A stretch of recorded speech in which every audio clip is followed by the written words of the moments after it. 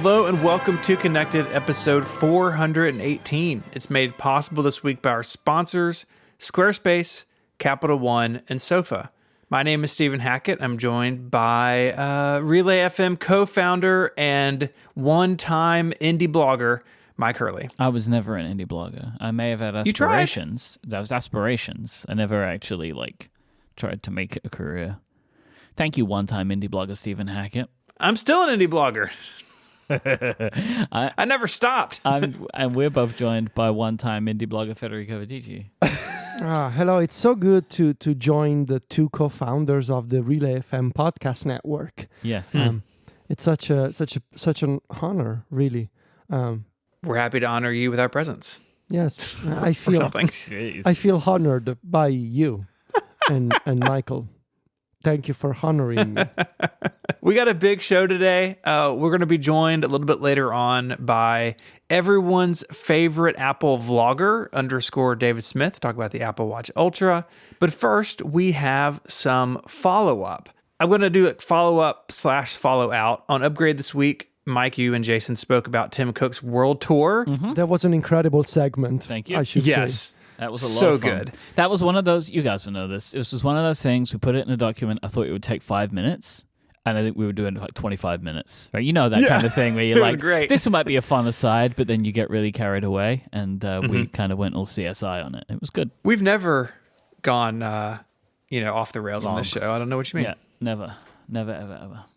Never. But one of those stops grabbed my attention for a couple of reasons. One, Mike, you and I have been talking about honorary degrees. We were joking that if you got an honorary degree from the University of Memphis, but I didn't, that I'd be mad. Mm-hmm. But Tim Cook got a honorary degree, a very large honorary degree by a man in a cape, Italy. So Federico, what is happening here? I think what's happened, this is not unusual. I think this whole setup, especially with the clothing of the dean of the university, I think it may look unusual, maybe outside of Italy or Europe. I think it looks funny to an American audience. This is all very normal to me, for an official celebration for what is called an honoris causa. It's Latin for basically honorary degree. But this whole setup with the dean being all dressed up with the mantle and the fur and the little hat, this is all pretty regular to me. And the honorary degree, it's given to public figures very often by different universities in Italy, at least. You often see politicians or celebrities who have done something particularly good for society at large, mm-hmm. like they were philanthropists or whatever. That often happens. They give you a honorary degree. Also, usually it's related to the recipient of the degree being a benefactor of some kind to the university, right?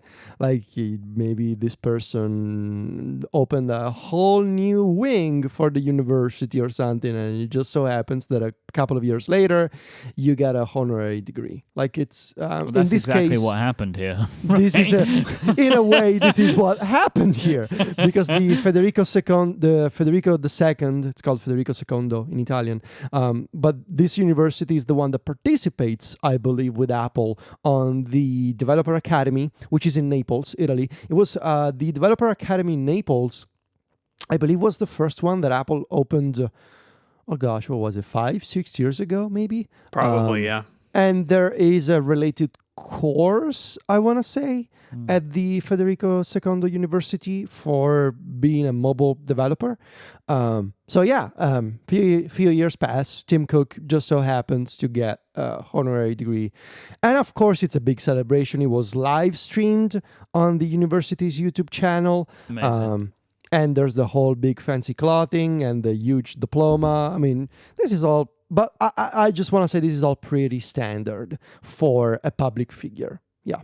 I don't know if I shared this with you, Federico. I don't know if I've said this publicly, but Stephen knows that it is a life goal of mine, like a dream, to get an honorary degree, because I don't have a degree. Yeah, me neither. Like Right. I always say this to my friends, and it makes for a good icebreaker. You know, when let's say that I'm just talking about myself, and people get curious about me. Like, hey, are you like someone who doesn't know me? Like, where did you study? And I'm like, yeah, actually, I don't have a degree. I started working when I was 19. And I always crack the joke of like, but my goal is to get an honorary degree at some point in my life. And it's one of the things that I want to be recognized. All the I glory, don't know none for of the what. work, right? Like, Yeah, that's what, without none that's of what the I want. work. None of it. I just Absolutely want a guy or a lady. I don't know how this works. But I just want a person with the whole big fancy clothing going on, and the hat and the fur and the big mantle, and I want to be given that. But Like, I have now decided that my secondary life goal is to get one of these from the University of Memphis. Okay, very because specific, but I get it. I think that would be very funny if I got an honorary degree from Stevens University. Mm. But I will take one from any university. Just putting this out there. If any university wants to give me and Federico honorary Yes. degrees, we will accept them. Yeah, for sure. I mean, we don't, we're not selective here. Like anything works. Mm-hmm. You know, even to have a reference, even the University of American Samoa would be okay. Like whatever. Reference acknowledged, sir. Yeah. I mean, anything works. So just give it to us, and we'll be happy. I do want a presentation though. Like I don't just want it to be mailed to me. Oh no, it's gotta be a whole event, and there's gotta be a buffet. I think afterwards, like there's gotta be food and drinks, and at least 2 members of the press. Because if there's only 1 member of the press, it could be kind of awkward. Like, what is this, like an exclusive report? No, there's gotta be at least 2 of them. So at least 2 press people having independent it would be pretty cool reports. though if it was an exclusive article though, right? That sounds well, we fun. can have the exclusive interview. Yeah, But the news the event, pictures it needs can to be be free. Yeah, but the news event needs to be covered on multiple places. And I will do a commencement address if you need me to. Right. I will do Right. one. You know, Right. Which you could have DALL-E or something, or GPT-3 right for me. generate for you. Yeah, because I probably wouldn't be the best commencement speaker because Right. I didn't go to university. So, you know, if I start off with like, congratulations today, in my opinion, potentially what you've done here is pointless. I don't know if that's really going to set the stage in the right way. Congratulations, you've wasted 4 years of your life. And a lot of money. Mm-hmm. Good luck getting a job. Bye. And then I leave and take my degree. It's like, but I don't care. I got my degree. Yeah, so I don't know if y'all know this, but I have a degree Oh, really? in journalism. Do you know, I thought I had a fake memory, Federico, that was confirmed to me when I was in Memphis, right? Now, as we all know, Stephen is much older than us, right? Much Right. older Hey. than Much. us. Much older. Yes. But I had a memory of him graduating from college. And that didn't match up, right? Like if you think about, we've known each other for 10 years. Stephen is 38? 36. 36. Stephen is 36. Nah. Apparently. He's somewhere between 36 and 40, right? So I think like it's- if I've I think known it's him... flipped. It's 39. 63. And if I've known Nice. him for 10 years, how could I have remembered him graduating from university? But it's true. He did graduate from university within the last 10 years. Yeah, I took a long time to finish. You've seen the actual proof of him graduating? Like you've seen the a document? That I don't remember. I haven't seen the gown or anything. I didn't go to my graduation, Okay. Does that mean... but I Of did course you graduate. didn't. Wait.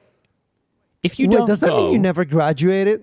It's like you never... Are you sure you graduated? Yeah, I just went and so here's the thing. I started college in 2004, so I should have finished 2008, but I took until 2011 to finish. And so I just went and picked up my diploma one day, and it was the most underwhelming ending to a college career anyone can have. Right. Because I went to an office and they said, "Wait here a God, minute." I remember you telling me this at the time. Then they handed me a tube with my diploma and they said, "Congratulations." And I said, "Thanks." And then I left. I'm having so many major flashbacks right now. This is I'm having some sense memories. Yeah.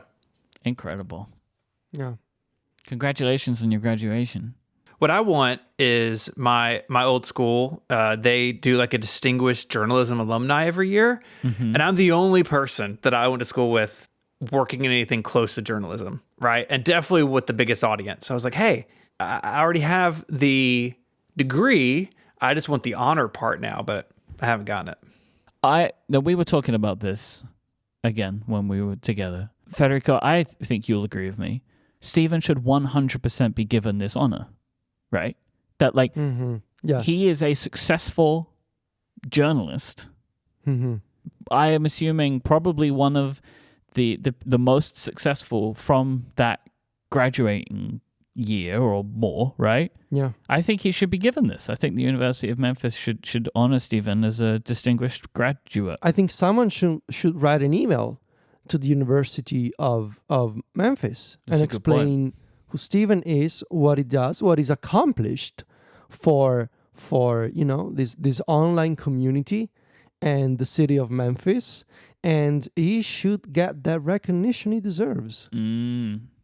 I think the University of Memphis should be informed about Stephen Hackett.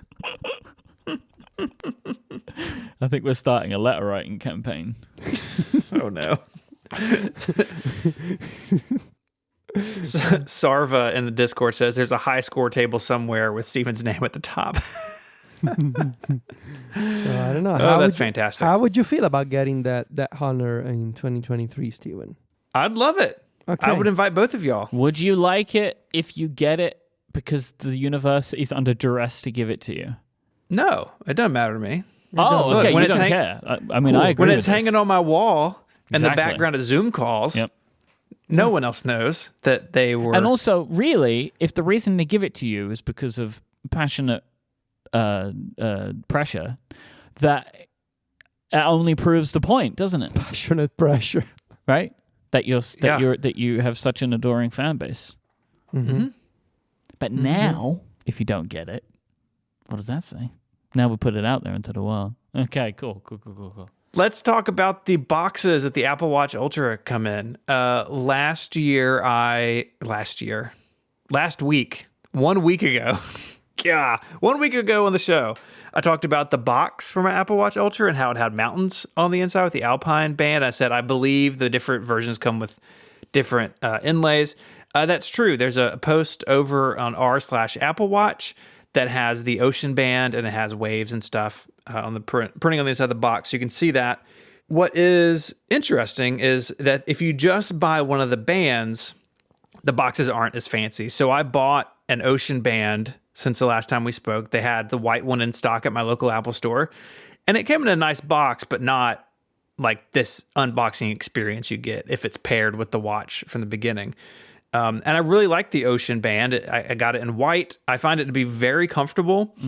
It's really interesting because it's one size fits all, and then you can get like for an extra amount of money, you get a really long strap to like put around a wetsuit if you're diving with it.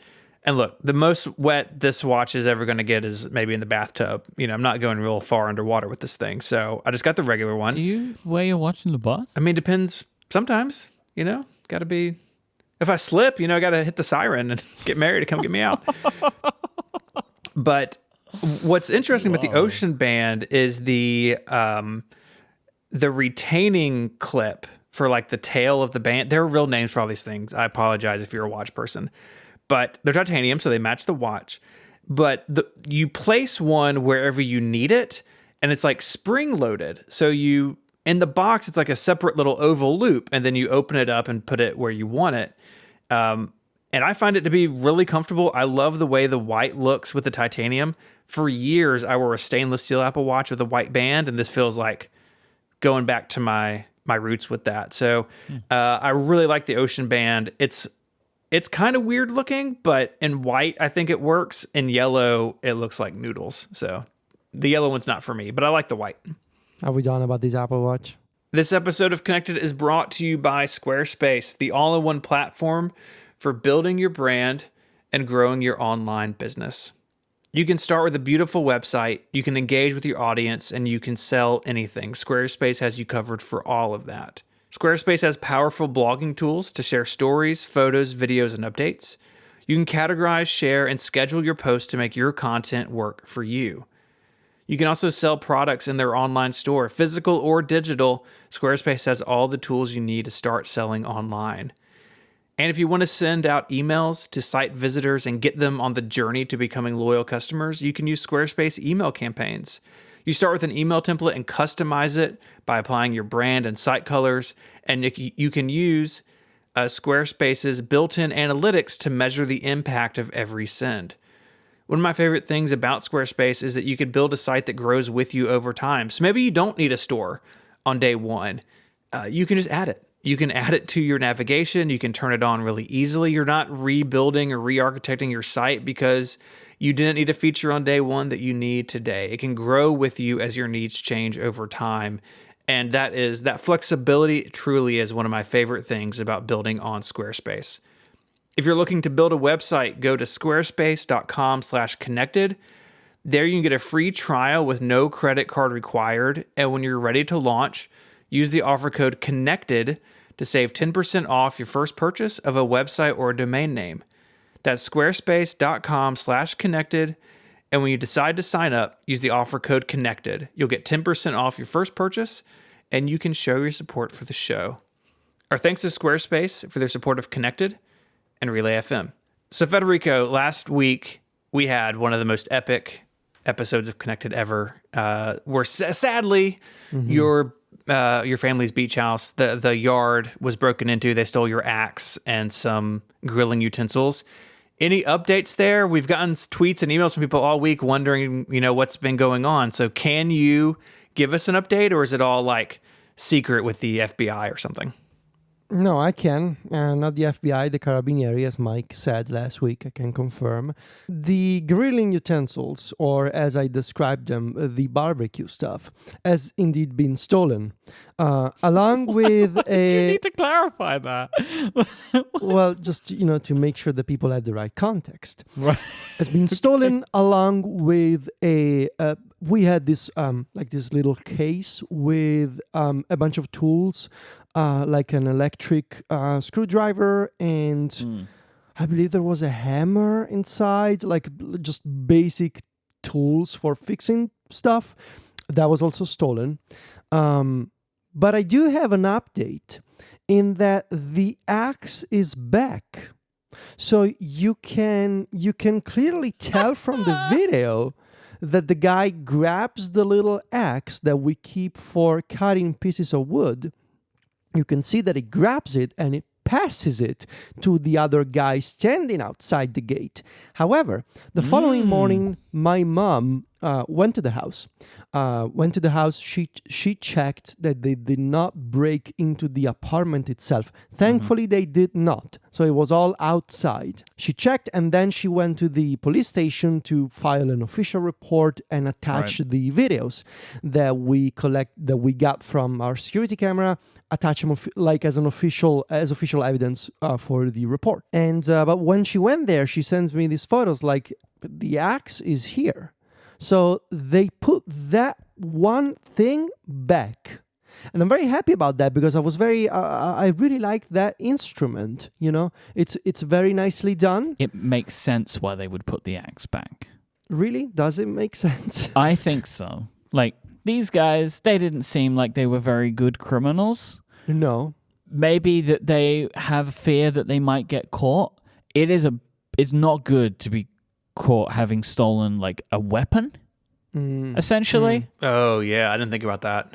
That is because this was the thing that worried me at the time that I didn't really want to mention, but now I will mention. Like, I was worried that some kind of crime would be committed with the axe, but it seems like no is the answer to that. So I'm pleased that the axe is back, and also that just sounds like an incredible name for an album. Yeah, I know. Like a metal album. Yeah, you can visualize the cover even. It's so good. I also want to confirm that I've watched the videos over and over. I've sent the videos to my mom, to the police, of course, as well as to my friends who spent multiple weeks with me in this house over multiple summers through the years, and they know the neighbors, they know the people who live on that street. It's a very small local street. It's the guy outside the gate is 100% the guy we think I originally thought it was, and everybody's like, "Yep, that's his voice." And my mom told the police about this, and of course the police told her, "Look, we cannot include this part in the report because then you gotta lawyer up and prove what you're saying." Essentially, basically the story is I know who did it, and there's nothing I can do about it. Effectively, except being extremely mindful of my surroundings at this point, I guess. But yeah, it's one of those situations where, like, what are you gonna do, right?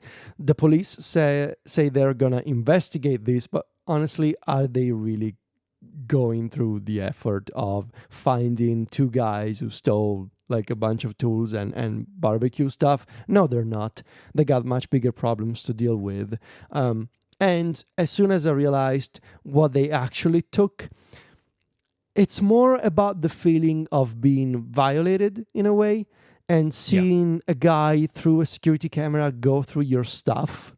They took essentially nothing, right? But it's more about the fact of seeing a rando just jump over the gate and go through your stuff and open your things and touch your things and take some of them. It's really just gross, And now that the camera it's always on, of course. We're keeping it there with the Apple TV serving as the HomeKit hub. And I kind of had this thought of like, going there and pretending to be blissfully ignorant about all this, and go to this person and be like, "Oh my God, can you believe it that someone broke into my house?" And pretending that they know nothing about the fact that I know, but I don't think I'm gonna do that. And little do they know that those tools are actually covered in radioactive waste. I mean, like, I kind of thought about doing that and be like, "Please let me know if you see anything suspicious around here.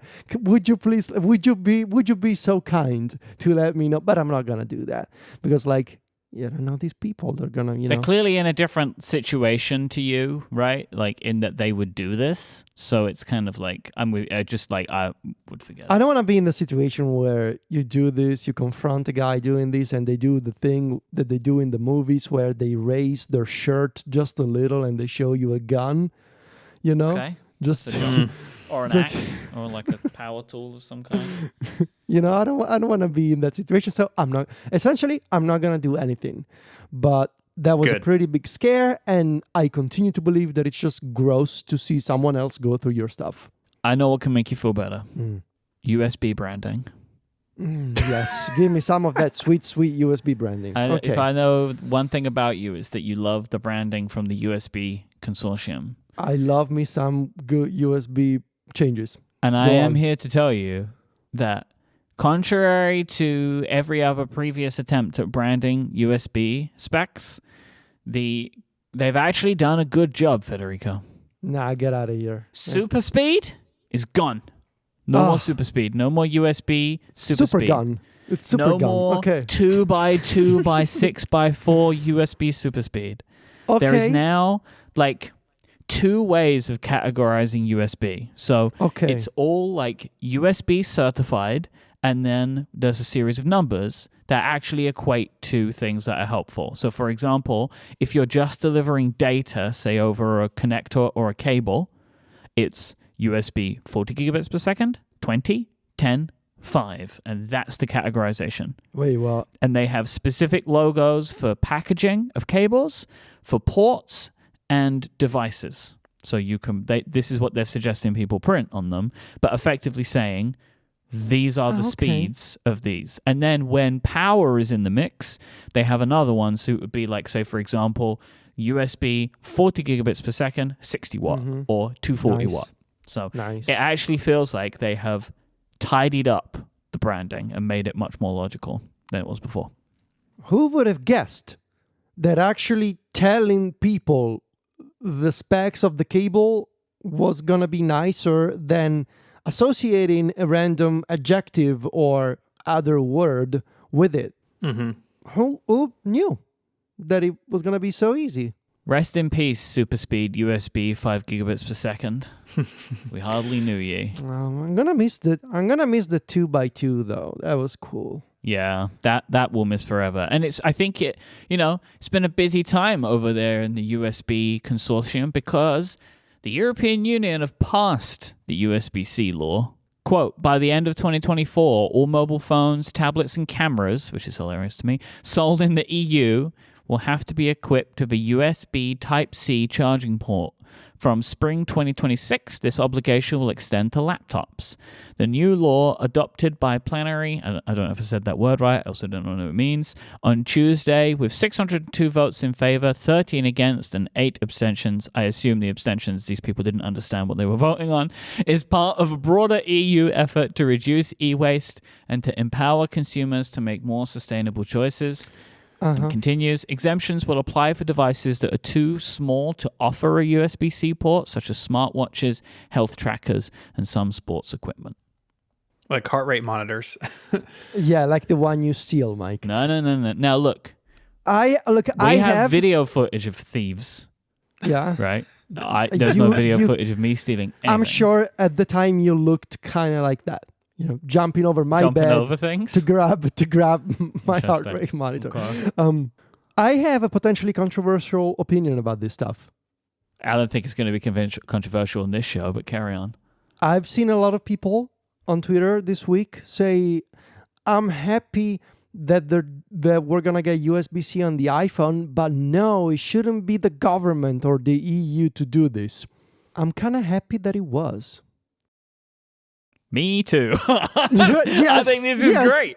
Yes, I love it. Go for Because it. I want someone to force these companies to do it. Yes, because Yes. otherwise they're never gonna do it. No. Otherwise, they just need a little slap on the hand and be like, Yep. not you do this now. Because Yep. otherwise, we try to tell you nicely. We Yep. try to suggest you that you should do this and you didn't. Now you're just gonna have to do it. Mm-hmm. Because I mean, look, again, whatever. This is the show for these kinds of opinions. These companies, they do whatever they want. They come into Europe and they pay their taxes in Ireland, of all places. Like, they already do whatever they want with the money that they take from us. At the very least, you gotta use a single damn cable instead of just all the stuff you've been using over the years. Like, at the very least, you should be doing this. After you do whatever you please with your money over here, now you just listen to us and you use that cable. I think it's the right call. Yeah. I think it's great. I don't really have a strong feeling about it, but I will say I think what the other side is worried about is that, yeah, it's great now, but what happens if something after USB-C, and is this law going to slow down innovation further down the road? Like I said, I don't really have feelings on either way. I want my iPhone to have USB-C. If that's what this means, then that's great. But I can see why this sort of regulation is good, but I can also see how it could be limiting in the future. But like y'all said, these companies haven't done it yet either. I mean, how many things are still running around with micro USB? Like it's everywhere. And also, I don't want lightning cables anymore. I don't want them. I don't want them. No. I want to be able to use USB-C cables with my iPhone. Yeah. That's what I want. I don't want to have to keep remembering to pack that other cable. Yep. Like, I'm done with it now. If we're going to have a Literally- port on the thing, put a USB-C port on the thing. Everything else in my life uses USB-C. My Nintendo does. My Steam Deck does. My iPad does. My MacBook does.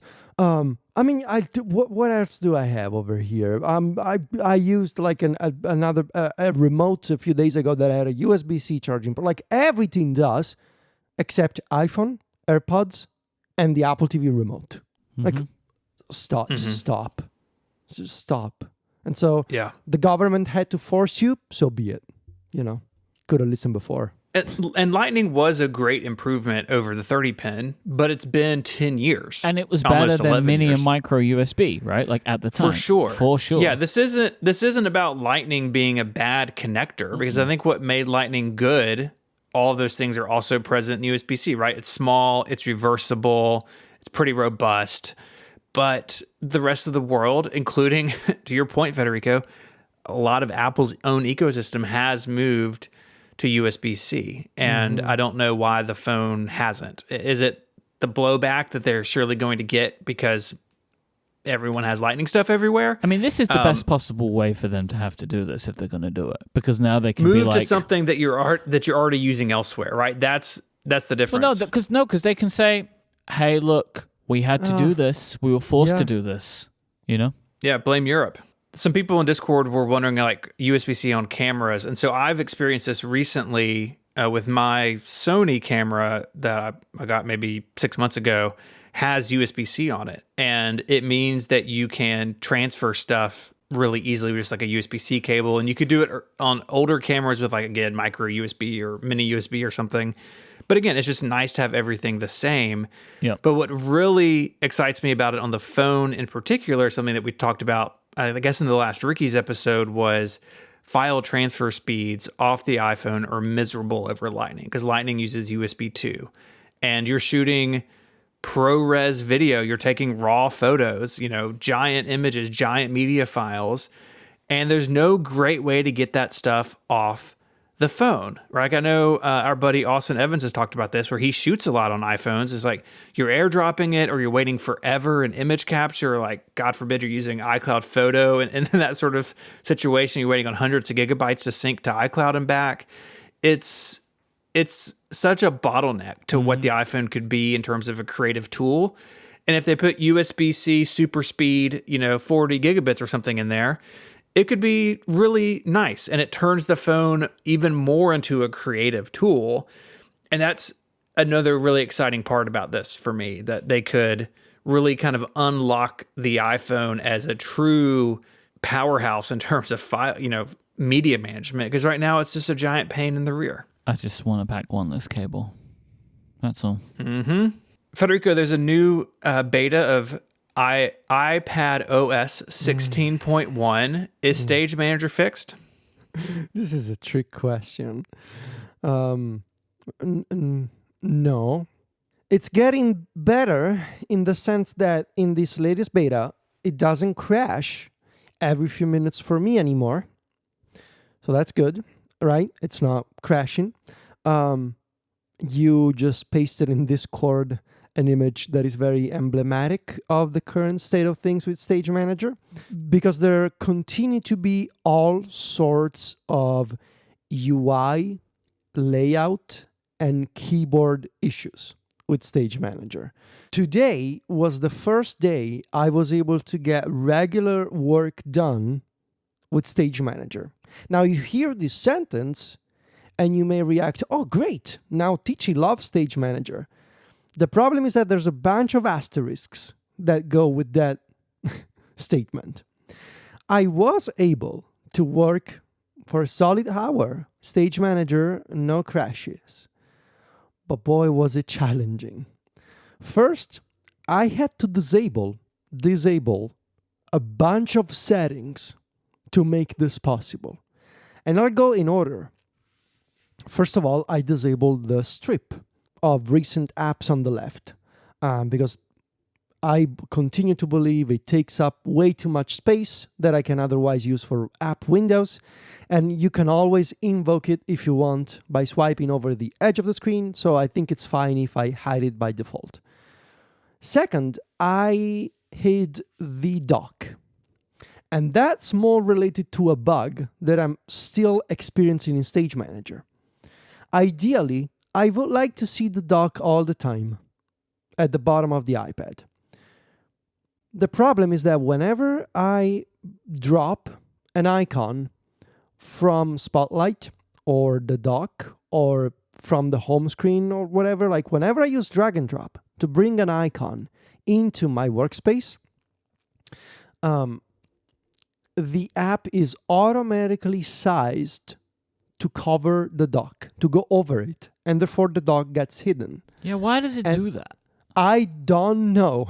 The more I resize these windows to be like, no, just a inch above the dock, please. It's like, just oh, I want to be in stage manager mode. Oh, no, you want full screen apps, right? No, that's no, the thing I'm just- not doing. It's very strange. yeah, the more I resize these apps, and the more whenever I use drag and drop, they decide, no, I just want to be a little taller. And so I decided, I'm tired of this dance. I'm just going to hide the dock by default.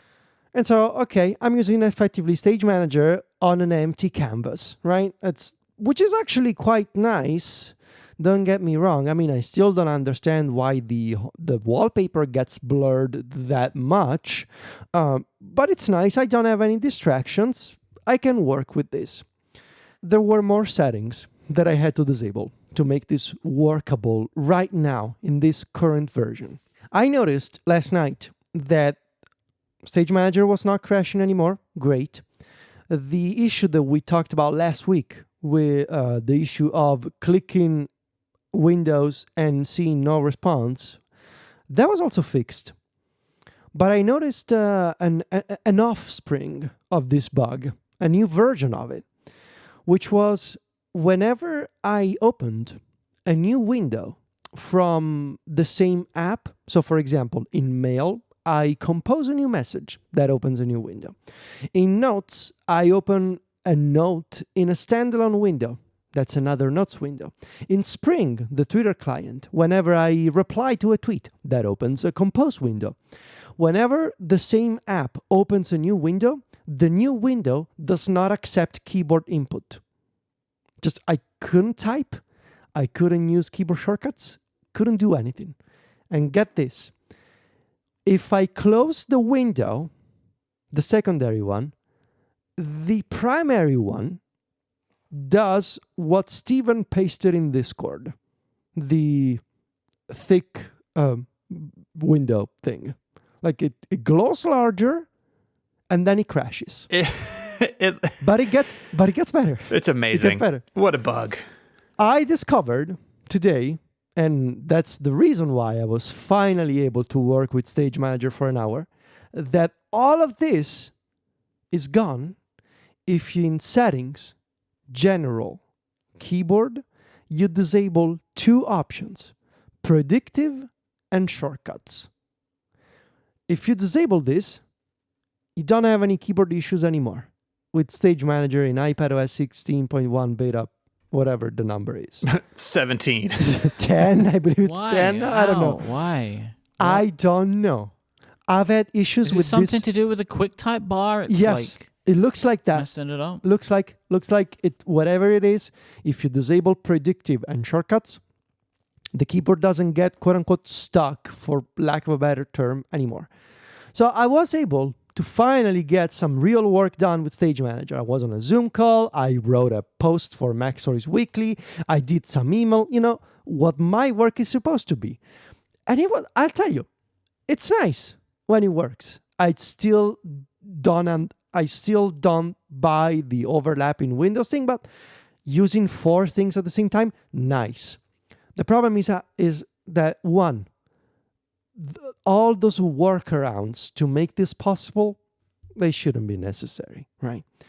And second, there continue to be 2 main design-related problems, in my opinion, with Stage Manager. Like, I'm not talking about performance, I'm talking about actual decisions that were made by Apple. The first one, I want to be able to click an icon in Spotlight or in the dock. Just click it once and add it to my current workspace. On macOS, this is possible. If you shift-click an app, instead of creating a workspace, it adds it to the current one. Right now, the only way to do this is with drag and drop, which, are we back in the iOS 11 days when drag and drop was the only way? Why can you not do what you did for the same feature on macOS? Let me shift-click a search result or an icon in the dock to add whatever I selected to my current workspace. And the second problem, Stage Manager is fixated on this idea of creating new workspaces for you all the time. Now, I don't know if this is a decision or a bug. I can just tell you what happens. And what happens is sometimes you command tab to an app that you know has windows open, like a bunch of windows open. And instead of taking you to the last used window, it creates a new one. It creates an empty workspace with a new window, even though you know that you have an existing window for that app. Other times, just today, I posted a video on Twitter. I was in a workspace, a Spring window with my Twitter client, Safari next to it. I click a link in Spring, and instead of opening a new tab in the Safari window right next to it, it creates a new workspace with a new Safari window for that link. And I don't understand why. If you do this with split view, it doesn't do that. And the best part is, these are the best bugs because it only does it sometimes. Sometimes it does, sometimes it doesn't. I feel like I'm losing my mind over here. Like each week, I come to you guys and to connect to the connected listeners, to the passionate ones. It feels like I went grocery shopping for some fresh new bugs, and here you are. Each week I deliver to you the latest bugs about Stage Manager. Like, I'm tired of doing this. I don't want to do this anymore. I just want to work. Man, I just want to get my work done. And instead, each week, I'm like the bearer of bad news. Here I come with the fresh bugs. Here you go. Enjoy. Now, this week, unconnected, opening links in Safari. And what was the other one? The thick window and the keyboard stuff. Like, enough. Just, please. Mm-hmm. I don't want to do this anymore. We'll check back in next week. Yeah, for some more fresh new bugs for you. Real quick, I just wanted to thank everybody. We closed down our annual St. Jude fundraiser on Monday, just a couple of days ago, and the final amount totaled $706,397.10, which is an all-time record for our campaign. Absolutely amazing. The last few days, people really showed up, and just thank you. It's a real honor to work on this every year and to see growth year over year in what is a pretty rough economy for a lot of people was really exciting and just a lot of fun and very humbling. So thank you all. If you gave and you have donation rewards coming to you, emails will start coming out relatively soon. So just keep an eye on your inbox. We are working on getting all that put together, and you should be hearing more about that very soon. Federico, can you say the number in Italian, please? Where is the number? It's in a document. Okay. Yeah, I can. It's going to be a lot of words, I can tell you. That's what I wanted. 706.397,10. I'm not used to reading numbers in Italian anymore. So who knows what you just said, you know? Right now, I'm at the point where, and Sylvia makes fun of me constantly now. Like, she looks at stuff that I write in Italian, and she's like, "What did you just write? What is that? That's not Italian." Like, but this has become like this problem has gotten worse over the years, much, much worse. And I've now reached the point where sometimes I say something in Italian, and I'm like, "Wait, that sounds strange. Like, did I say it right?" I'm in a very odd predicament with this stuff lately. You're a fake Italian boy. This episode of Connected is made possible by Capital One. Have you ever hit a technical snafu while shopping online? Are payment fields giving you a headache? Has your mobile banking app been down when you really needed to use it? Capital One believes everyone deserves better banking. This means easier access to their money and more security. That's why Capital One is investing in machine learning. Machine learning allows Capital One to do things like fight fraud with random forests, with models that quickly detect suspicious activity and make it faster to alert federal investigators.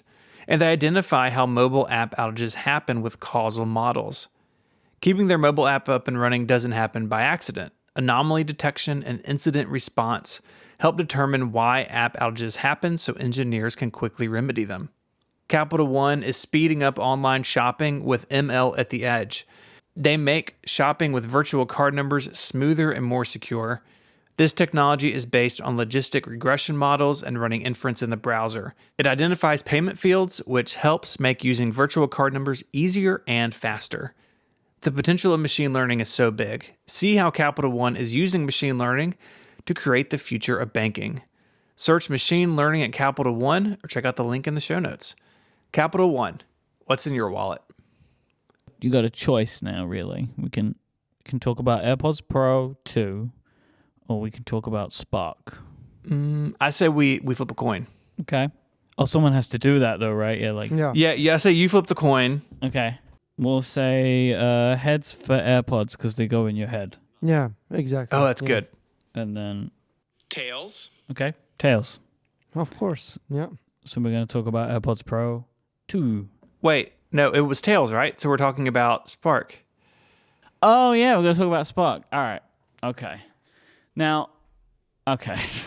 This is going to be a certain kind of energy, I think, coming to this conversation. I feel like really I'm maybe the only of us that's going to feel so passionately about this. Yeah, I can tell you that I'm still on the old version. So all the passion is coming from you. Yeah. Yeah. So Okay. I want to preface this by saying that I am a long-term Spark user. It's an email app. And I am a long-term paying team member of Spark. So, you'll see a lot of people, a lot of the angst around the application at the moment. Spark is an email app. They just received an update. It's like Spark 3 or whatever they're calling it.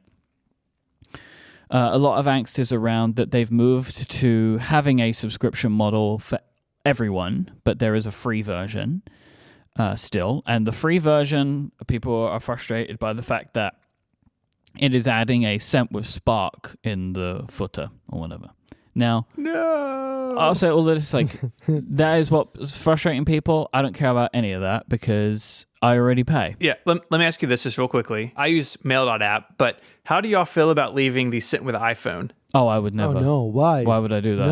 No. See, I leave it because you're so I feel like basic. it's a hedge against egregious typos in emails. Like, oh, they sent it from their phone. No. Just read your email again and use a real signature like a grown-up man. What is your signature? What is your email signature? In my personal and my 512 email, it's just my name and then my email address under it. But my Relay one, because sometimes it's like official business, I have Stephen Hackett, co-founder Relay FM, and then my email address. So where does it say sent with iPhone? Well, on the iPhone, so I was looking on the Mac. On the iPhone, I think it just says my name and sent with iPhone. Why do people put their email addresses in the signature? Like, I already know your email address. You sent me an email. So I do it as on the Mac as a check that I'm sending from the right email account because the little drop-down menu is easy to overlook. Okay, that makes sense. All right, so I am a Spark customer, long-time Spark customer. Mm-hmm. They've done two things. One is a brand new Mac app, right?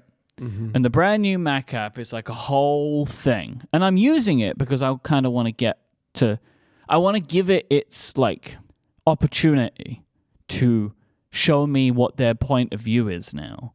I'll get to whether I think it makes sense to even have one in a minute. But they believe they have a way that I should be doing my email. So I'm going to see what that's about. And I'm putting it through its paces and have been for the last couple of days, right? But the thing that I don't understand is they have a Mac app, which is this whole new design and has all these new features. But the iOS app, the visuals have not changed at all. At all. It just still looks like the old one, but they have a new smart mailbox kind of filtering system, the way they show you the email. But the Mac app has this whole big new design. They still offer the old Mac app. I'm not really sure why, but they still do, probably because they knew that people would be mad. I don't understand. No one was pushing them to do this. I don't know why they've only done it by half, right? This is what I don't understand. Now, maybe people say, oh, they need a new business model. They can have a new business model. They did not need to do everything that they have done to have a new business model also. They could just as easily give a few new features, say we're a subscription app now, and move on with their lives. But instead, the team at Spark, which is owned by Reader, have decided that instead of just updating their email app with new features, they have decided that there is now a new way of doing email, and they are giving that to their existing customer base. The most egregious of which is there is no longer an archive button. It is now called done, and it's a tick, right? Now, just fundamentally, this frustrates me. Do you want to know why? Because when you press done on an email, where does it go? To the archive, which they still call archive. It doesn't go in the done folder. No, it's like they didn't even complete the idea to it. It's just half baked, right? Like it's like, oh, we have this whole new way of doing email, and we want you to think differently about email. So now when you're done with an email, you just press done. It's like, one, I don't like that, but two, okay, let me see what you've got. But then it just goes to the archive. So it's still archiving. You didn't change it in any real way. So okay, is it just like the same button but with a different name? Like it still does what it's supposed to do, right? Well, it depends, right? So it is the same. It's a different button with a different name. So it's a tick and it says done. I mean, as long as it goes into the archive, like as long as it archives, you know. However, it doesn't always. Oh no. Oh no. So they are a sponsor, but I have been in pay for SaneBox, right? And so I have email that goes to the Sane Later and the Sane News folder. Yes, same here. Yeah. So they go there. Now, then when I go to those folders, I can look at those emails, and I used to be able to archive them, right? Oh no. By swiping. So I use the swiping a lot, right? They have changed their swipe to no longer be like archive or just done. It's now done/not done. I don't know why that's a thing. So you swipe on an email and you either mark it as done or you mark it as not done. So I'm assuming that their thing is like that you would swipe it if it's in the archive and it would go back to the inbox. But if you swipe an email that is in a folder as done, even if it's unread, it puts it in the inbox now. No, no. Right? No. Why? Why would you do this? Now, I'm sure this is a bug, but like, why? And they've done this to the iPhone, right? So the reason I'm using all of their features as they have presented them to me now is because they have completely rendered SaneBox unusable. Oh God. So I have to have disabled SaneBox, which I've done at the moment, and I'm like, okay, Spark, show me what you've got when it comes to filtering my emails, right? Into like newsletters because they and do that. notifications. Because Yes. they also do that. Okay. So I'm like, well, I might as well try this now because you have completely destroyed my email filtering system. Because I can't get rid of the email easily without first moving it to the inbox before then moving it to the archive, which still exists as archive. Right? So that's one part that I have. The Mac app is like clearly their grand vision, and they're able to do this because it's web technologies. So they're pushing it further. They've also launched on Windows. I will say, by and large, I don't care about that. What it has actually done is made like keyboard shortcuts way better. They now have like a bunch of keyboard shortcuts that are similar to Gmail, right? So if I'm on an email, just press the R key, I can start a reply. That's cool. Right, so like because they've moved to some form of web technologies that you can benefit from things like that, right? But the Mac app now, I'm actually taking a diversion. The Mac app has no permanent sidebar anymore. Oh no! Wait, what? And there's nothing you can do. You can tap the sidebar and it overlaps over the windows or not. It has no preview pane either. What? So you click an email, it opens the email, you do your thing, and you press back and you go back to the inbox. There is no column views of any kind in the app. Wait. This is in the Mac version.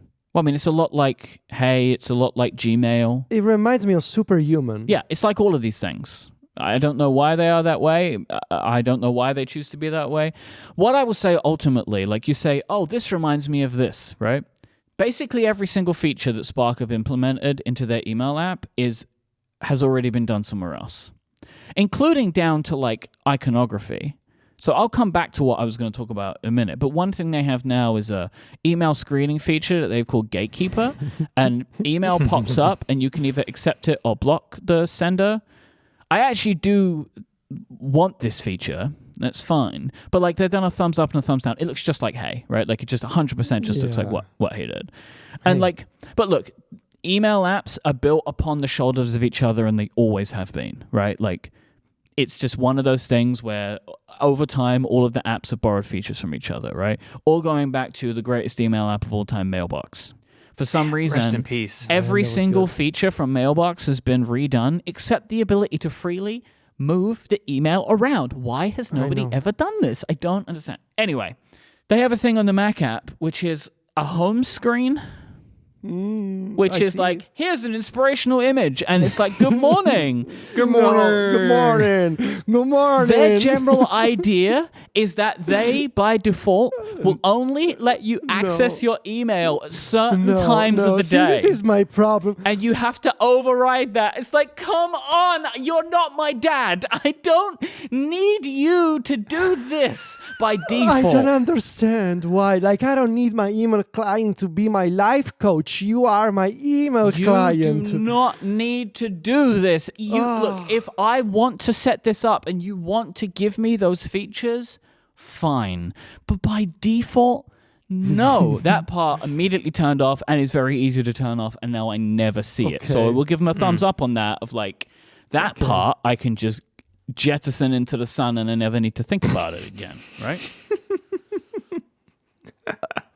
The Mac What and is iOS it? apps now Yeah. could not look more different from each other. Like, one, the Mac OS app has no dark mode, which is just like, No. what are you doing? No, well, You didn't even, like, did you even bother? Like, your old app has it. Like, this is like this thing of like, I don't understand why they have chosen to do this part now, considering they have done so little to the iOS app except add in the bare bones, like, need to add this in so it works with the overall system of like the gatekeeper, and I'll get to notification and newsletter filtering in a minute. Like, they've added those in, but they're like, they look clunky in the iOS app because like they're not really supposed to be there.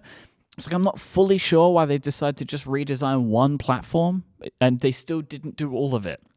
And like, and it's super weird, right, that you can turn all these features off.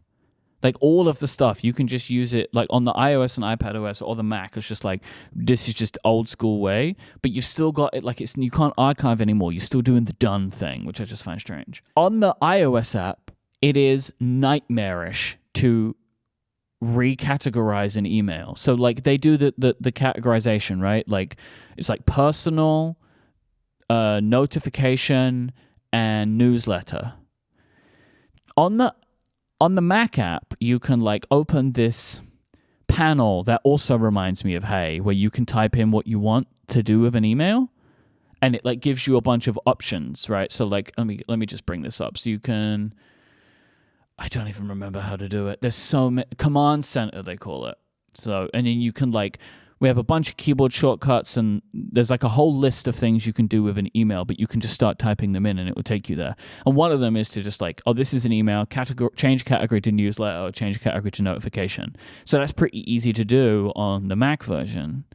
On the iOS app, you would not know how to do this unless you used Spark so much like I do. So currently, if you get an email that comes through from a sender as a newsletter, or a notification, but you actually want to show in the inbox. An example of this for me was Google security alerts, like security alerts or whatever, like 2-factor codes, say, some that might come by email.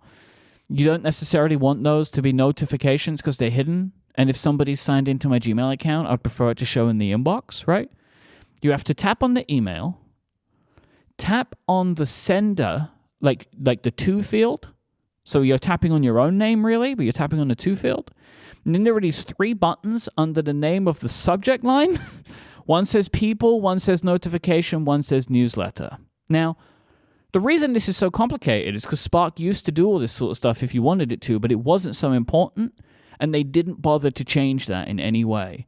Like, there is in the Mac app, you can change it via like these toolbar buttons, and the app kind of has these toolbar buttons on iOS that are hidden behind 3 dots, and you can tap the 3 dots and it will say to you, add to priority sender, which is like a new thing that they have where it kind of pins those people at the top like VIPs.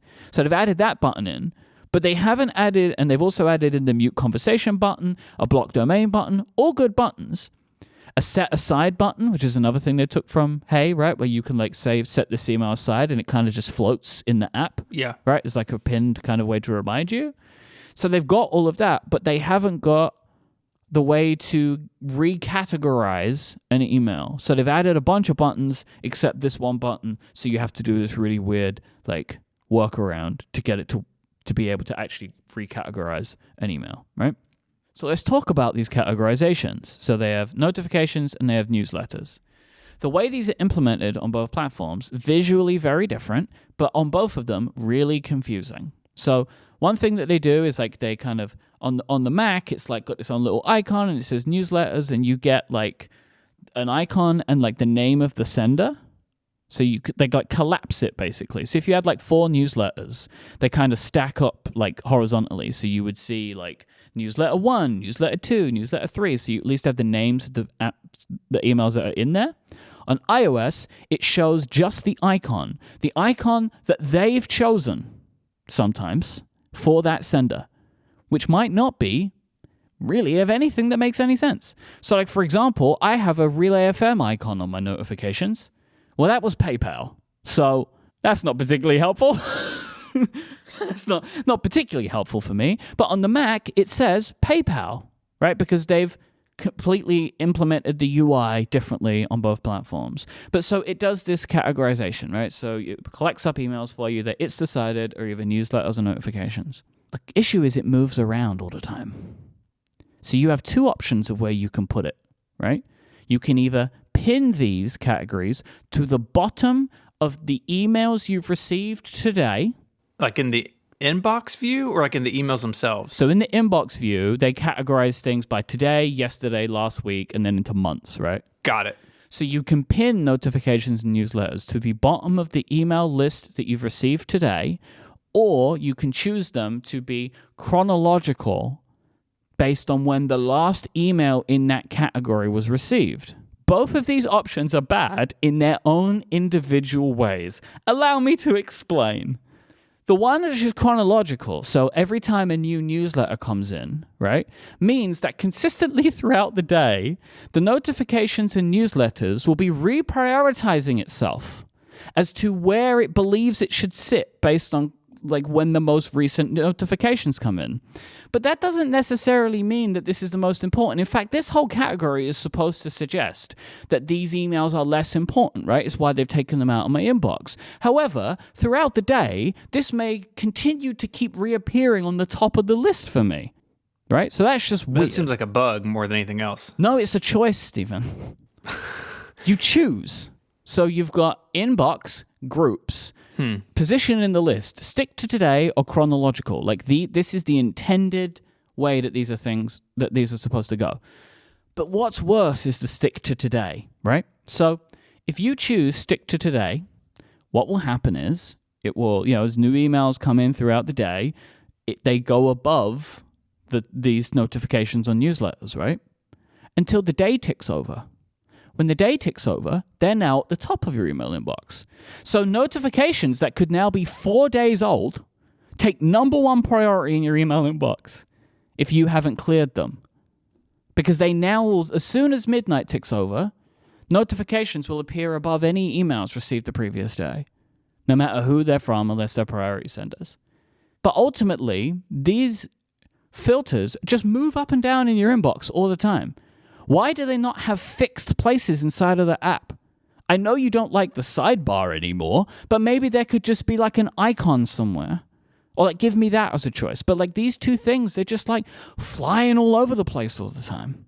Also, by default, I still get notifications for all of these things. And if I get an email that comes in as a newsletter and I mark it as done from the email notification, by and large, when I open the app, it's still there as a new email inside of the notification. And I don't I don't know why it's doing that. That's a bug. Similarly, I have my emails out of sync on my Mac and on my iPhone. Some emails that I mark as done, they don't remove from my inbox on one platform or the other. These are bugs. The other things are just bad choices.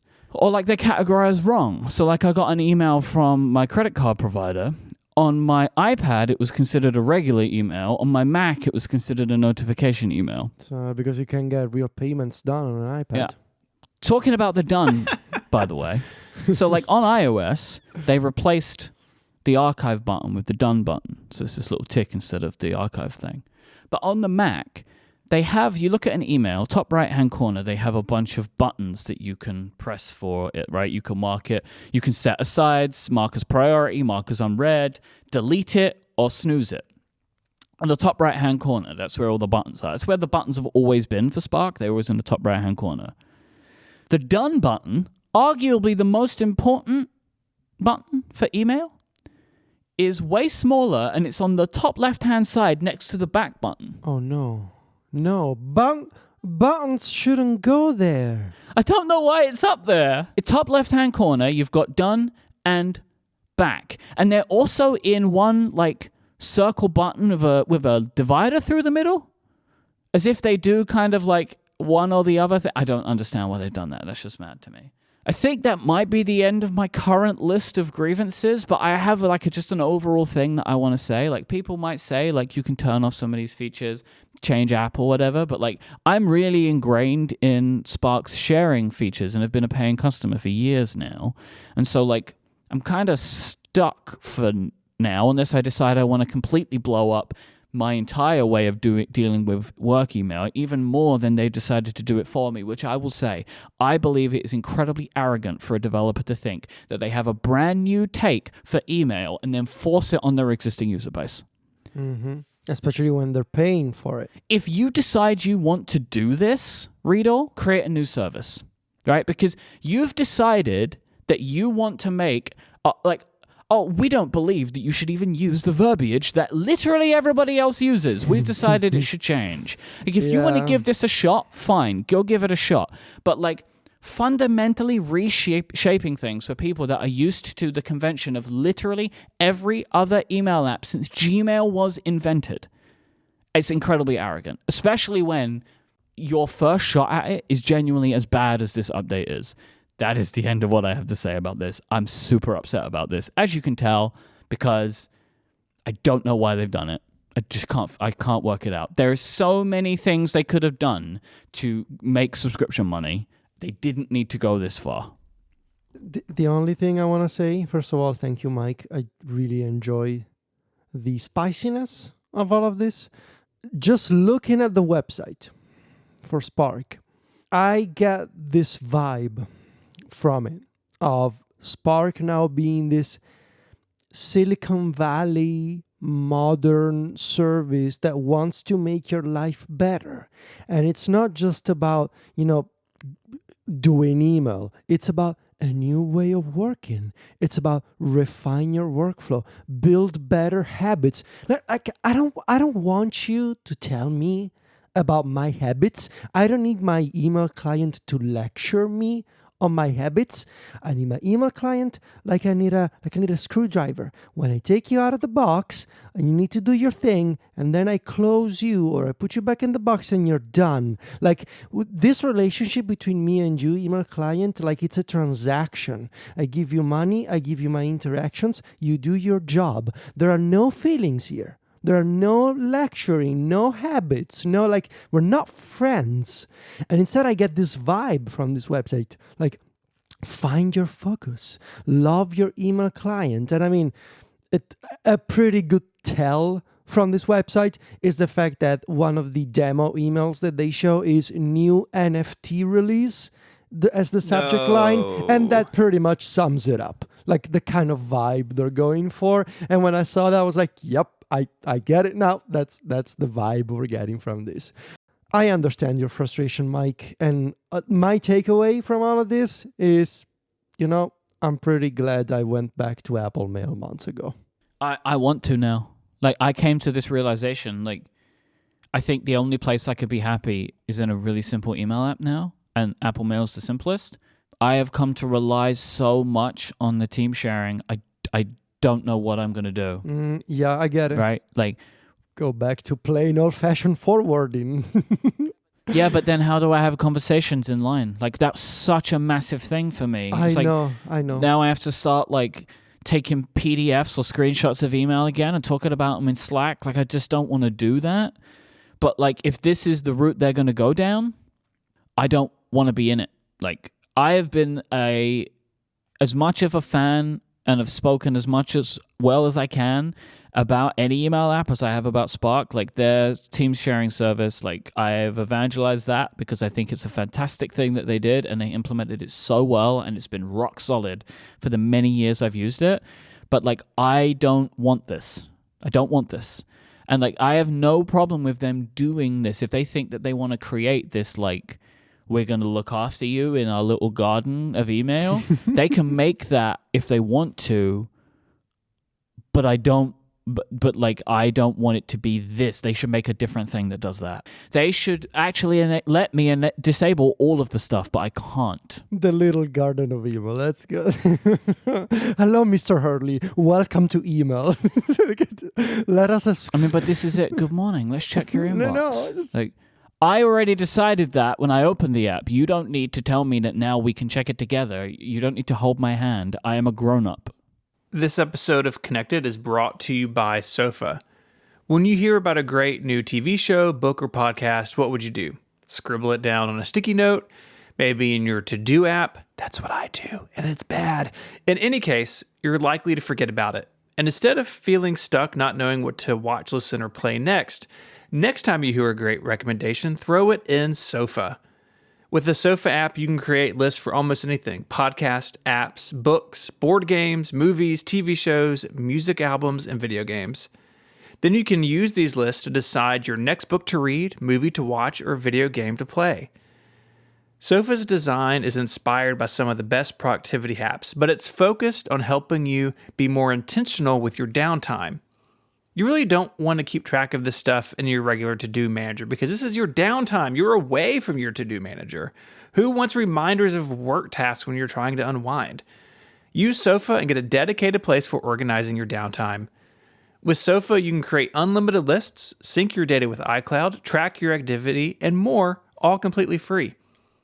And if you're looking for more power, upgrade to Super Sofa to customize lists with cover images and descriptions, add sticky notes to items, see your stats and activity, prioritize items with the shelf, and personalize the look and feel with over 100 different themes. I've been using Sofa for a while now, and I literally had a to-do list that was like to read and to watch. And I spent a little bit of time moving all of those into Sofa, and it's so much better. They're out of my to-do manager. Sofa is genuinely a beautiful iOS app, really easy to use, and I'm so happy that I've made the switch. So go check it out. It's available for the iPhone, the iPad, and Apple Silicon Macs. Start organizing your downtime today by heading over to sofahq.com/connected. That's sofahq.com/connected to download Sofa and to get more out of your downtime. Our thanks to Sofa for their support of Connected and Relay FM. Hi there, this is Future Steven editing this episode, and we really didn't address it very well, so we recorded the interview with Underscore before the rest of the show, and Federico couldn't make it due to like a scheduling conflict. So Mike and I spoke to Underscore, and then we came back around and recorded the rest of the show. It was very confusing live and very confusing in the edit, so I just wanted to clarify things. But anyways, back to the show. For this last segment of the show this week, we are joined by a very special guest. Hello, Underscore David Smith. Hello, thank you for having me. I'm trying to think last time you were on. It's been a while. It's been too long, so thank you for joining us. We want to talk to you about the Apple Watch Ultra, but before we get there, I just need to know, how did you become such a good vlogger? I was watching this video and I was so angry about how good it was. I think that's very kind of you. It's probably the first thing to say. It's definitely not something that I have a ton of experience with. I've done a few little videos like this over the years where like I do a little video for like my wife or my parents or things like that. But I think I did a little bit of the developing the skills there, but I think also I've just watched a lot of vlogs, and I think you kind of get a sense for what works and what doesn't, and that. But yeah, it's like, it is very much, this is a new skill for me that I'm developing. Unbelievably to me, the last time Dave was on the show as like a guest like we have here, like not including the family feuds and stuff, episode 45. Whoa! In June of 2015. That doesn't seem possible. right? That seems wrong, but I don't know. Yeah. Well, the CMS is only as good as the data people put in it. That's what I say. Interesting. Okay. It's either me or you, right? That's put that data in. So we'll find out later on if one of us was wrong. It's good to be back either way. Yeah. So if you haven't read/watched Dave's Apple Watch Ultra review, you should go do that. You took it out and hiked with it for several days. And there were several things I wanted to touch on here. The first one is, Dave, what could you say to Mike Hurley to get him to buy an Apple Watch Ultra?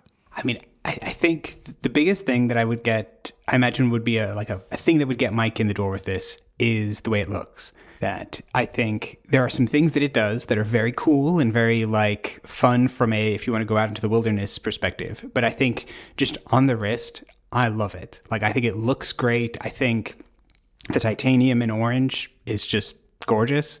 And I think the size actually is an enhancement to its fashionability rather than a detraction. And so I think those are the things that I think as soon as one ever touches Mike's wrist, it is going to stay there. And it's just a question of how long it is until he goes into a store or someone in his life happens to put one on him. Well, let's hope that doesn't happen, because based on what you said, if me and you met for lunch and you put it on my wrist, that now becomes my watch. That's how you just described that. So I would look out if I was you. Or I guess we're having lunch at an Apple store, so I can have you try on one of their watches first. Pack lunches, we go on some sandwiches, we sit down, watch a little presentation, eat our sandwich. We can sit in the grove. I am not convinced of that. So I said, see, all of the images that I've seen, it looks way nicer than I expect.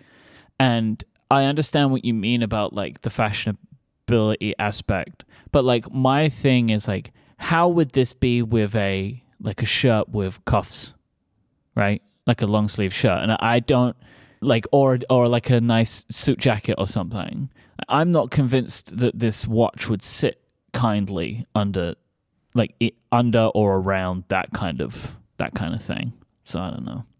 Yeah, I mean, maybe. I think that would depend a lot on the strap more than I think the actual watch itself. My suspicion is if you put one of those like the brown metallic link or one of the link bracelets or any of those kind of fancy looking bands, I think it would dress up pretty well, and especially if you wore it crown in, which is the way that I tend to wear it. Oh, I can't do that. I think it's the best, but if you can't, I think that also classes it up a bit under a shirt, because then only a little bit is sticking out rather than the crown and all the other. But then the watch is upside down, and the other buttons sticking out. If the crown is on the left, the watch is upside down, and I will go to my grave with that argument. No one will convince me otherwise. I don't think it has to be that extreme. Let's dial that back a little bit. No. Because I will die before I do this. I will die on this mountain. I will. Unlike Dave, who goes up mountains and doesn't die, I will die on this mountain. I know the phrase is hill, but I figured, considering we're talking about the Ultra, it should all convert to mountains rather than hills. Yeah. Dave, what bands have you tried on the Ultra? Sure. So I have I have the Orange Alpine Loop was the band that I bought with it, which I think is fantastic and works really well for just general use. And then I've tried it with all of the other bands that I have at home. So I tried it with a braided solo loop, which I think looks really nice, but I need to get a smaller sized loop because the watch is physically taller. It means that the sizing doesn't fit my 45 millimeter braided solo loop. So it looks nice, but it's a little bit wobbly, which I don't particularly like.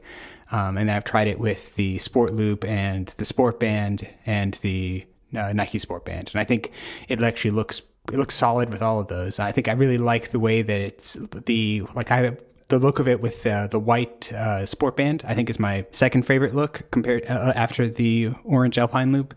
I think that's just such a classic kind of pairing of and the titanium and white just really play off each other well, I think. Yeah, I picked up, I was just kind of poking around the Apple Store app, and they had the Ocean Band in white in stock at my local store. So I picked one up, and I haven't switched back to the Alpine Loop. The Ocean Band is sort of weird looking. In yellow, I think it looks like a bunch of macaroni noodles all taped together. Yeah. But I like the white and the titanium a lot. And our friend David Sparks, I think he had a tweet about this, or I'll try to dig it up. but he was like doing some stuff like around the house and in the yard, and his orange band is already like really kind of dirty looking, and you can clean them or whatever, but it's something to be aware of for any cloth or fabric band. David Sparks working down in the mine? What's going on with this? He's in the content mines, chipping out tips for people. That must be. It can make you watch real dirty. I thought that's wild. But it's fabric though, right? Like that's the difference between this watch band and a lot of the other Apple Watch bands. This is a fabric band. Mm-hmm. But I think most people are used to some form of rubber as their Apple Watch band. So this would be a surprise, I guess.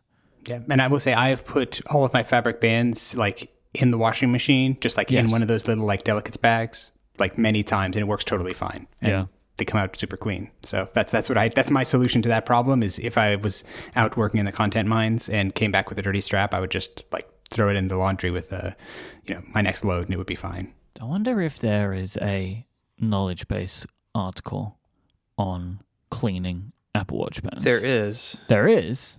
Interesting. There is. I have linked to it in the past. I think I'm trying to find it now, but there's several like cleaning ones. Okay, here's one: band care information for Apple Watch Ultra. This is a specific. Oh, look at this. Okay, this is not related, but talking about third-party accessory bands.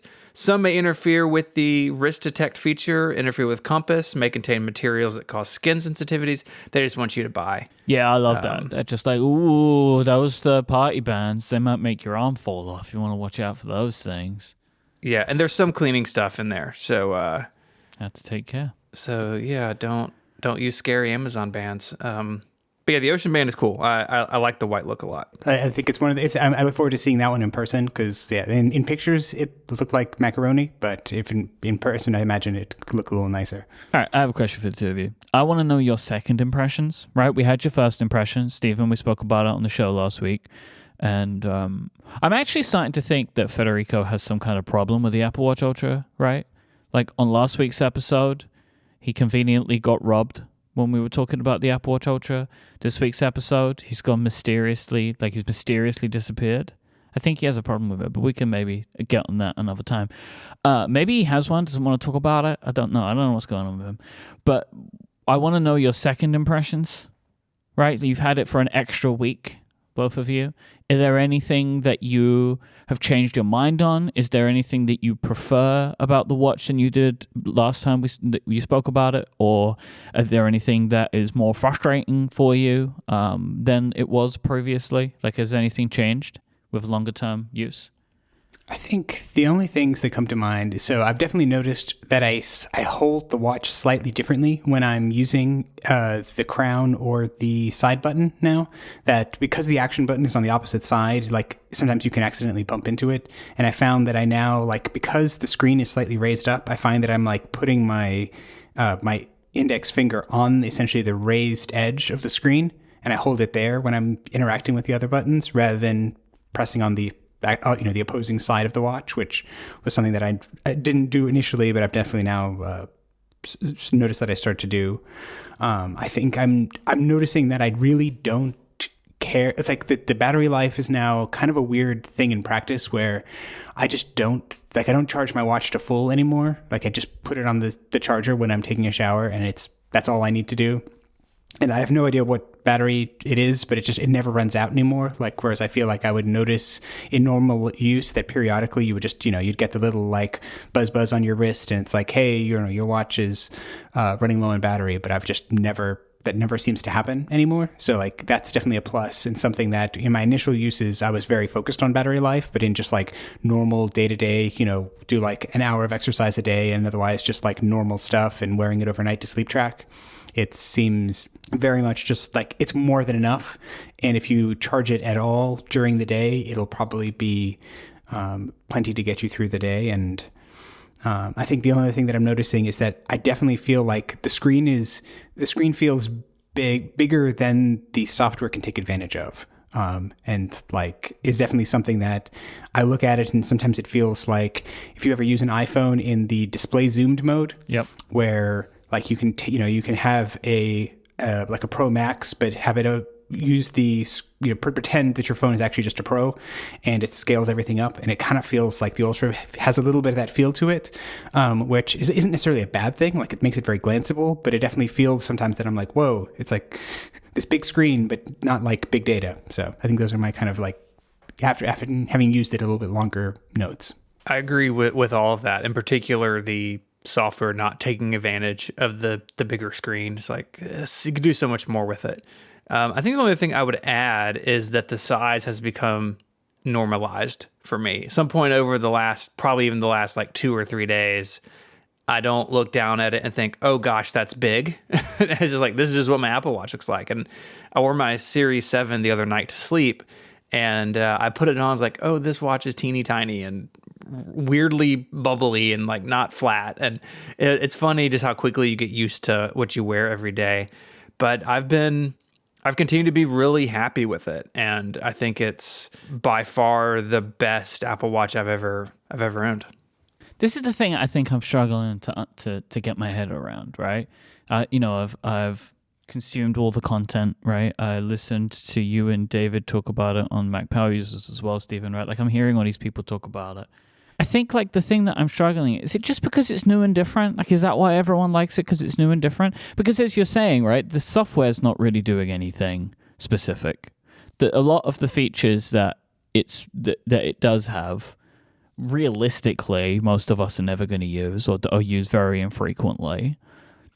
Is it the newness that makes it so enticing? Like, I think I'm struggling to get my head around, like, why everyone's so excited about it. I mean, I think it makes me think a lot of the like the way that iPhone phone screen size kind of can hit differently for different people, where, like, sort of like Plus Club or now like the Max phones it's like there is something that just like having the big device can sometimes just be really nice and is very useful. And it isn't even necessarily, because it's not necessarily like an iPhone 14 Pro Max versus an iPhone 14 Pro. Like, it doesn't necessarily do that much more than one or the other. Like, functionally they're essentially the same, but there's something nice about having that big screen, and that's the part that I think I'm like settling into my like of it for the Ultra, is that I just like this size of screen. And it's, essentially as big as could physically like work well on my wrist, I think. And so I don't expect like Apple necessarily would make a bigger watch that I would like more, but this seems to hit right at to that limit. But because it's at that limit, it's just perfect in terms of like, it's just nice having the big screen. Like, there's just something about big screens that is great. One of the things that I love about the larger iPhone is I can get more on the display.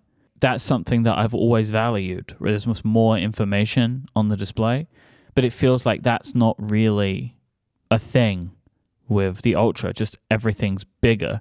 Like, I don't ever use display zoom, right? Like, I will turn that off immediately. I'll always change it to the minimum that I can. On my Mac, I knock it down one. I have dynamic type on the bottom setting on my iPhone. Like, I just like loads of information on a screen. And that's one of the things that I value about a larger screen. But from what you're both telling me, I wouldn't really be able to benefit from that very much with with WatchOS on the Ultra. And I mean, it's like an example that I ran into when I was hiking with it. It's just like, I spent a lot of time with having a map on my watch, and it was one of those things of like, I've done a lot of hiking with my like 45 millimeter watch, and coming to this, it's like having that little bit of extra size made a difference in having it be a bit bigger. And like, that was a case where, my app was able to fully take advantage of the space because I just went edge to edge and it fully stretched out. And it's like that having that more information was nice, that like, rather than seeing like just around myself, I could see a bit more area. And so like, yeah, it's like, if software can take advantage of it, it definitely is a plus. And I think in the Workouts app, you get an extra metric, which is nice, I suppose, but maybe not as transformative. But it's like, I think there's an element that, yeah, it's like it is not fully manifested itself in terms of taking advantage of the bigger size, but the bigger size just intrinsically is nice, and it's like, it makes me look forward to when it does fully take advantage of it.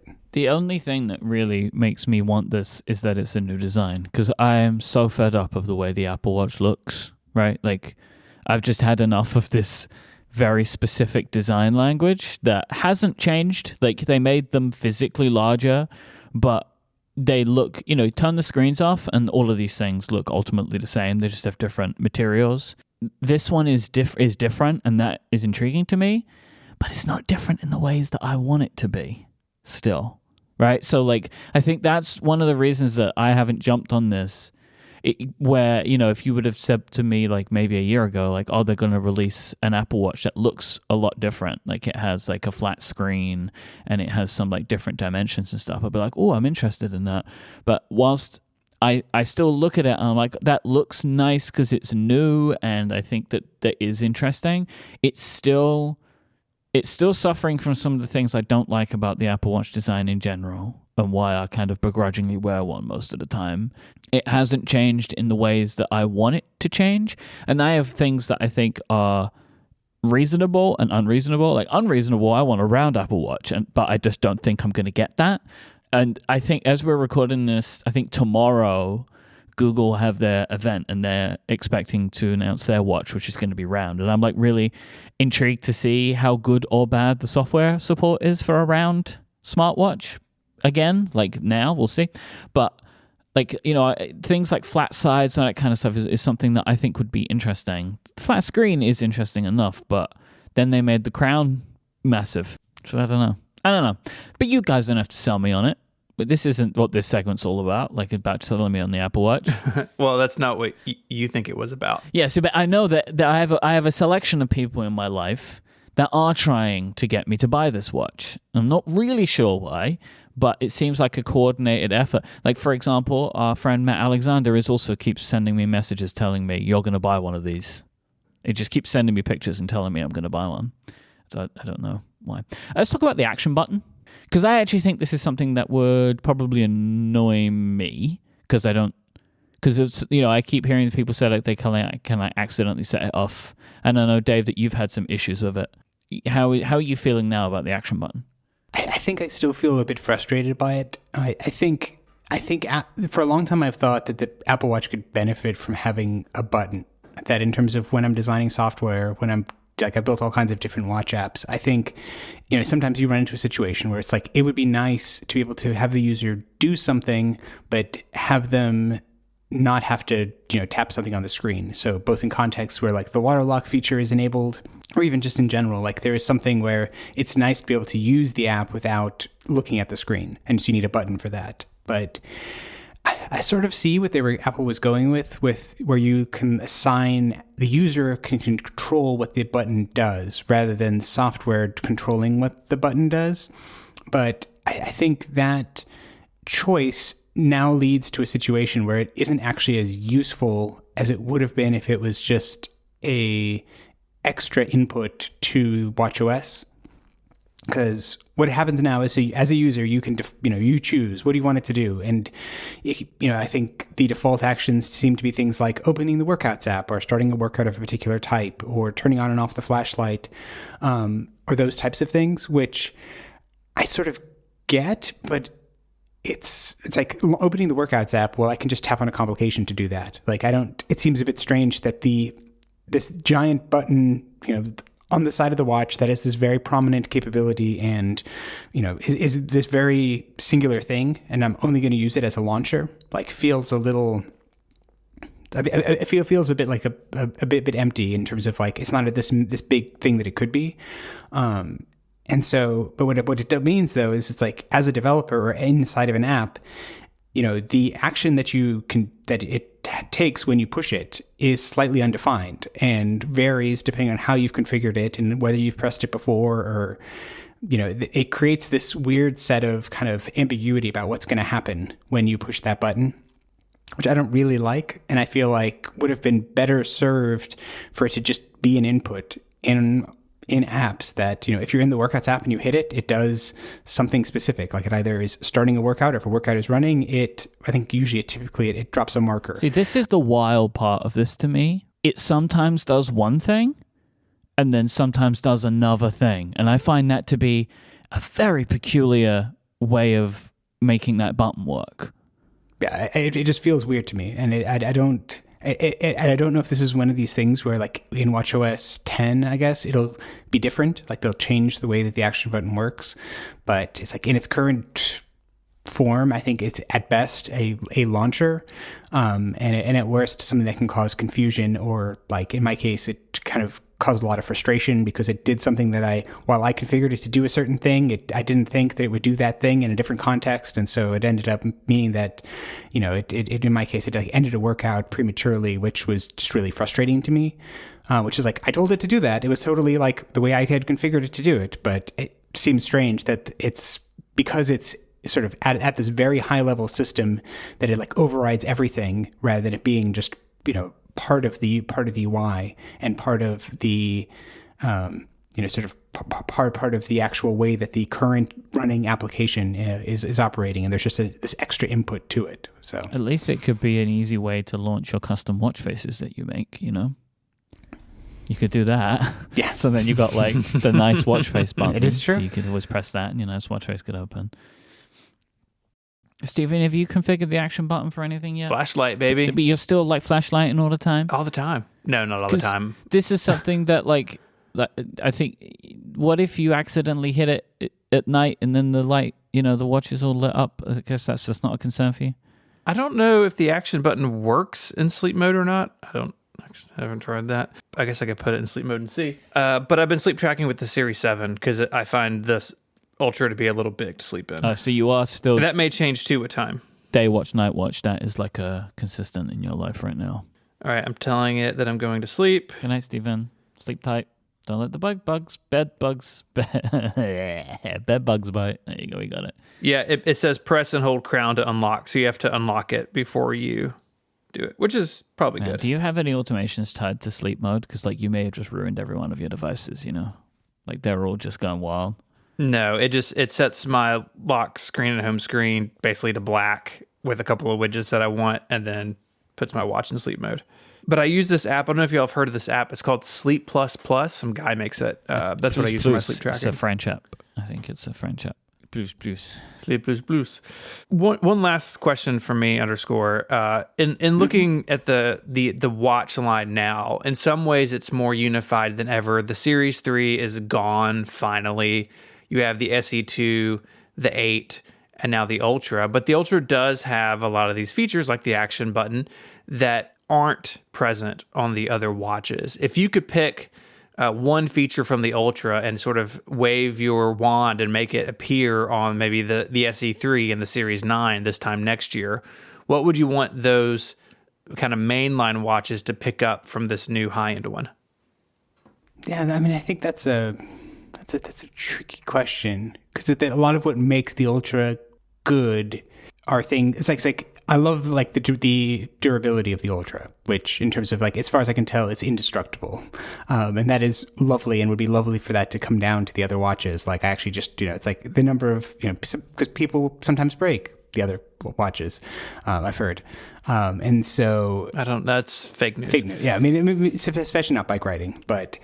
So that's a feature that I would love all the watches to gain. That like this screen, like when it was just wild, I was watching some like the classic thing where like the YouTubers try and break things videos. And usually I find them a little bit frustrating, but I was really curious to see where the Ultra would go, and it was just like this watch is indestructible as far as I can tell. Like in normal use, it's going to be amazing, and so. That would be great if that went to other watches. I think certainly, obviously, increasing battery life would be a good thing for them. I think the siren is actually kind of one of those features that I feel like we're going to get the like Dear Tim videos in a year or two of situations where the sirens actually really, like save people's lives and help them be found in a way that is super cool. And I think the siren app might exist on the other watches, but the speakers aren't quite as loud, so that's a feature that I think would be nice to come down there. I think the action button in its current form doesn't. It's like I think it would be nice if it came to the other watches, and then that was part of a broader rethinking in watchOS 10. That it's this new kind of it's integrating more directly into the OS in a way that I feel like makes more sense.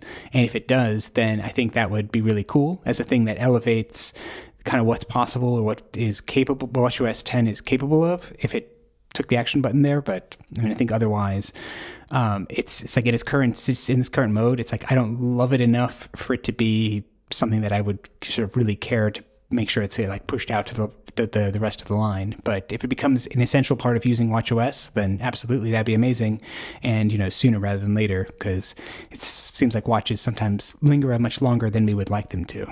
There is no siren on the other watches. I took a quick look. That siren's only on the fancy watch because regular watch users don't get lost. I think out of all the features, the siren is what I would like to see. And honestly, like, that should be on the phone too. Like, Apple's push into personal safety, both in hardware and software, is really encouraging. I mean, it's sad that we need those sorts of things in some instances, but I would like to see the siren be basically anywhere they could put it.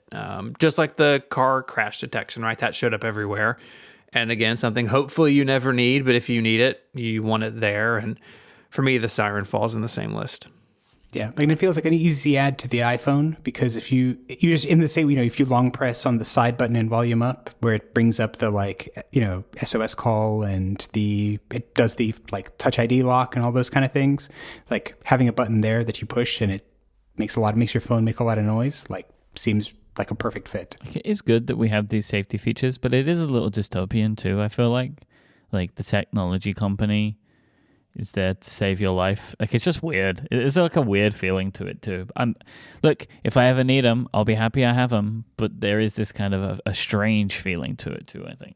Yeah, and I mean, I think it's always hard to market and have a feature that you like your users actively don't want to use, but are glad that it's there. Like, I really hope that I never have to make an SOS satellite call or have to activate my siren because I'm hurt or in danger in some way. Like, I really hope I never use those, but it's like, I certainly appreciate that they're there. Thank you for joining us today, Dave. If people aren't running your magnificent widgetsmith all over the place, they should go do that. But where else can people find you?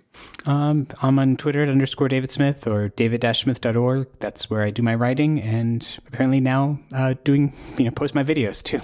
Vlogging. He's a vlogger. He's a vlogger. Thanks, Dave. Well, I think that about does it for this week. Welcome back, Federico. We're done talking about the Ultra. Yeah, thank you. Okay. If you want to find links to the stuff we spoke about, head on over to the website relay.fm/connected/418. While you're there, you can send us an email with feedback or follow-up, or you can join and get Connected Pro. That's a longer ad-free version of the show each and every week. This week we made a bunch of artwork with Dolly, and it was an adventure. So go check that out. I think it's fair to say we recreated with Dolly. We did. Yes. And actually, you haven't heard it yet because it's at the end of the episode this week. It's all very confusing this week. Timelines don't make sense. You can find us all on what's left of Twitter. You can find Federico there as Viticci, Viticci. He is the editor-in-chief of MacStories.net. You can find Mike online as IMYKE, and Mike hosts a bunch of shows here on Relay FM. You can follow me on Twitter as ISMH, and I host Mac Power Users here on the network as well. I'd like to thank our sponsors this week, Squarespace, Capital One, and Sofa. And until next time, guys, say goodbye. Arrivederci. Cheerio. Bye, y'all.